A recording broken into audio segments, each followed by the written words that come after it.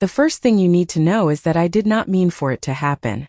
But on Christmas Eve, in the glow of twinkling lights and the hush of falling snow, I gave myself to a man who was not my husband. His lips touched mine while carols played faintly in the background. His hands slid down my back, and the fire crackled in a room that was not supposed to hold secrets. I felt his breath against my neck, hot and desperate, while my wedding ring pressed into the palm of his hand as if to remind me of the betrayal I was committing. I moaned into a kiss that should never have happened, and in that moment, I knew I had crossed a line that could never be erased. Before I take you deeper into my story, let me pause here to appreciate each of you. To my wonderful subscribers, thank you for always fueling this channel with your support. You are the reason these stories come alive week after week. To my new and returning viewers who are yet to subscribe, I cannot wait for you to hit that subscribe button, because it serves as the energy that keeps this channel alive. Do not forget to drop your thoughts in the comments right after this hook, because I am eager to hear how you feel about the choices I made in this story. Now let me introduce myself properly. My name is Emily. I am a 35-year-old American woman, married for 10 years to my husband Michael. He is the kind of man every woman says she wants but does not always know how to hold on to, loyal, hardworking, and faithful to the bone. Together, we have 2 children, both still young enough to believe in Santa Claus. We live in a suburban neighborhood in Ohio, where houses glow with decorations every December, and families gather in warmth and laughter. But what happens when warmth at home feels cold, when laughter fades into silence, and when the man you vowed to love begins to feel like a stranger in his own bed? That was the beginning of my fall. The man I cheated with was not a stranger. His name is Daniel. He is our neighbor, divorced, in his early 40s, with a rugged handsomeness that seems only to grow sharper with age. His house is right across from ours, and over the years we had shared casual conversations in driveways, polite smiles during morning jogs, and short chats at neighborhood gatherings. But recently something shifted. I began noticing the way his eyes lingered longer than they should. I noticed the way his compliments carried weight that felt dangerous. Christmas Eve had started innocently enough.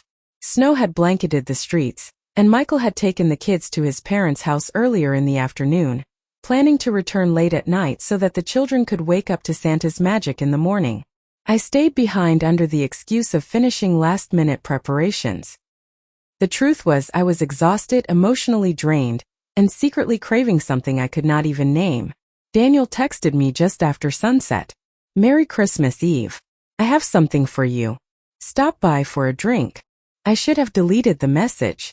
I should have reminded myself that I was a married woman, that nothing good could come from stepping into his house that night.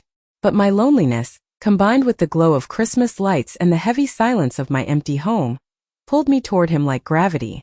When I walked into his living room, the fire was already burning, casting shadows across the walls.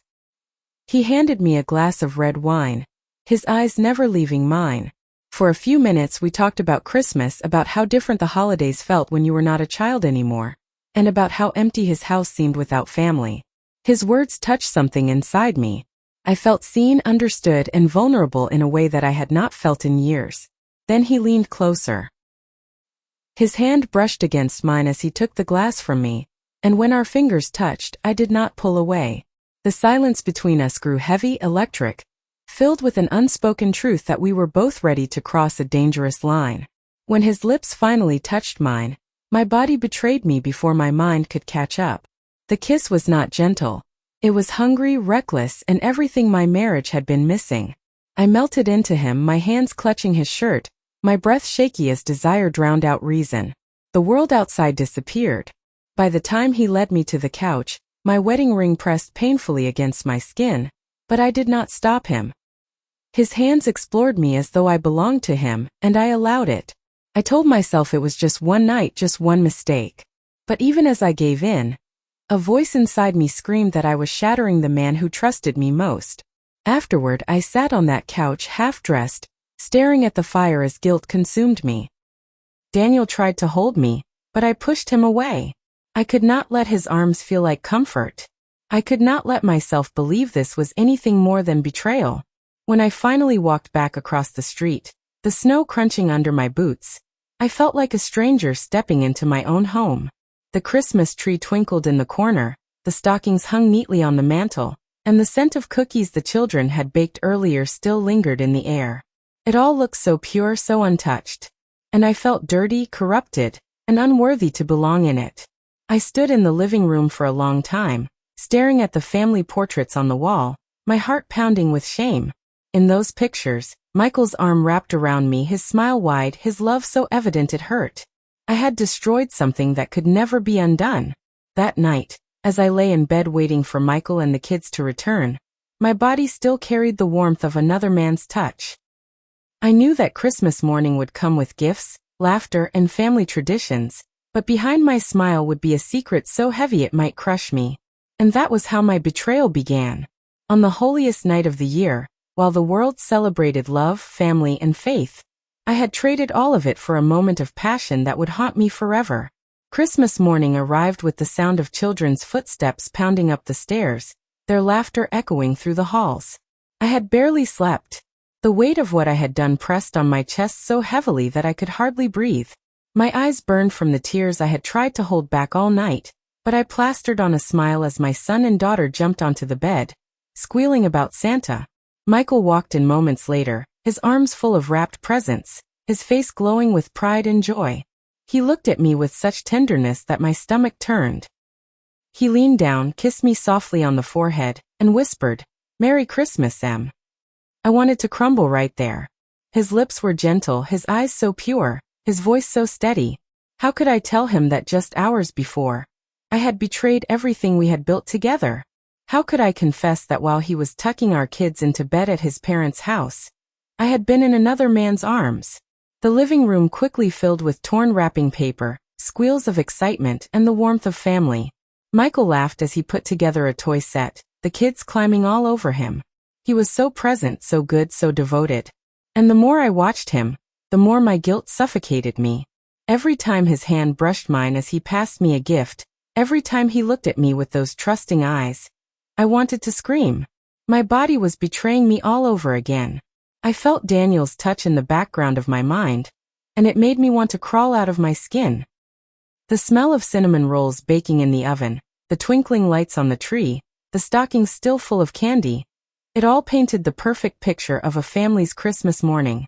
But behind my smile, I was unraveling. I excused myself to the bathroom more than once that morning just to cry quietly. I pressed a hand against my mouth to muffle the sound, staring at my own reflection. My face looked normal, but my eyes were swollen with shame.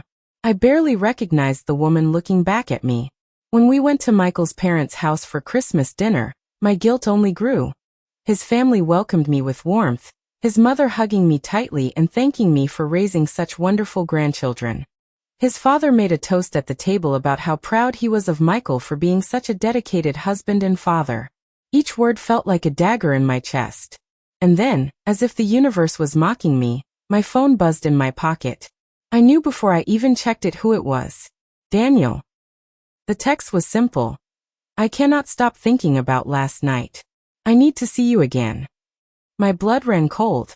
I felt Michael's hand slide into mine under the table at that very moment, his thumb brushing across my skin, his smile directed only at me.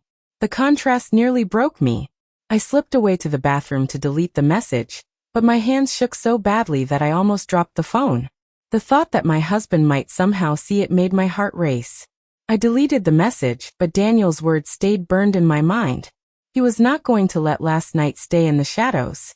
Throughout the evening, I struggled to keep up appearances. Every laugh felt forced, every conversation rehearsed. My in-laws noticed nothing. Michael noticed nothing. But inside, I was screaming. Later that night, back at home, when the kids were asleep and the house was quiet, Michael and I sat together by the fire. He poured me a glass of wine, wrapped a blanket around my shoulders, and said, "This was a good Christmas, Em. Maybe the best we have had in years." His words sliced through me. He truly believed we were in a beautiful moment, and I was living a lie. I wanted to tell him everything. I wanted to fall to my knees, beg for forgiveness, and rip the truth out before it destroyed me. But when I looked at his tired, happy face, I could not do it. Not yet. Instead, I leaned against him, my head on his shoulder, and whispered, Yes, it was perfect. The words tasted like poison in my mouth.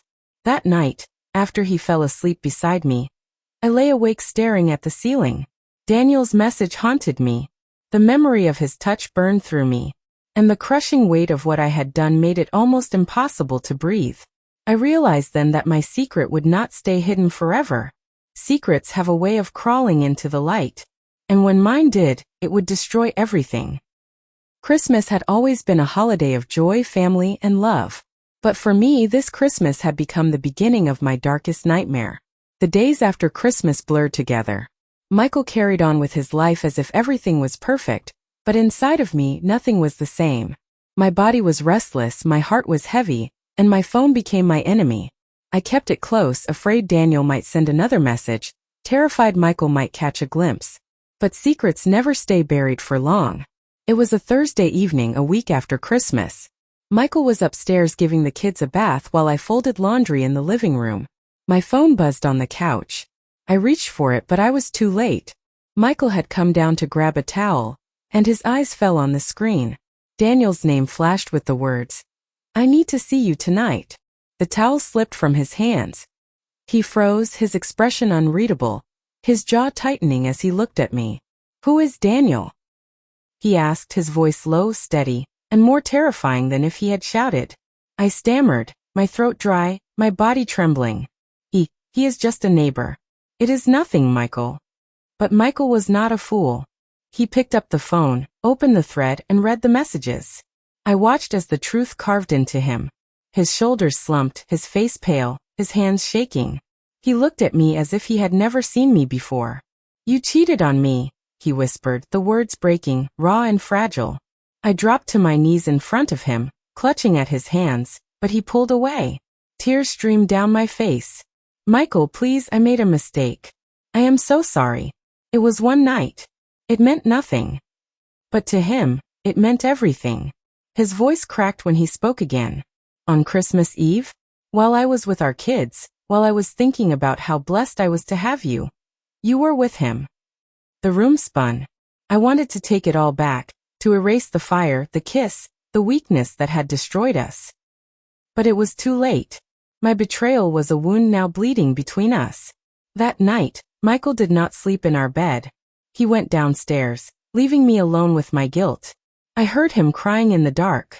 That sound will never leave me. The days that followed were the hardest of my life. Michael barely spoke to me.